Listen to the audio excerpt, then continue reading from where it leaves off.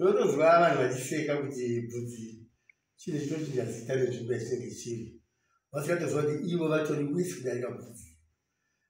Kana uri kumba nekuchidzi baba, dedi, switi nemukadzi wavo. Kana waakubasa wakunzi ticha, doctor kuti principal. Kubhora inda yatonzi Ronaldo, ndinda yairova bhora. Vandazochinja pandakunzi Beckham, ndagona namba 7. Saka unotozoona kuti munhu anochinja zita pamusoro penzvimbo yaari nezvaari kuita. Kumagitari ndeti mabhigasi wakapiwa, kumasikisi ndiri kunzi mamuvengwa. Hamudi akafanana munharaunda muvengwa here. Pamwe ndizvozvo manyan'ana akabviswa mudendere nemadororo. Dai aiziva kuti achabviswa nemadororo, adai asina kubvira akaitira mukati imomo. Topedza kuti vanhu vanoita chimwe chinhu nekusaziva kuti mangwana chinovatsitsirira. Mazita ari spiritual.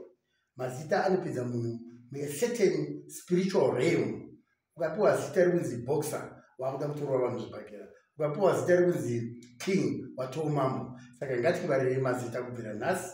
Zita ravo chadeedzwa rinoenda nenzvimbo yanenge uri. Ndorichatitema nebhiravira uchangochiita. Ndatenda.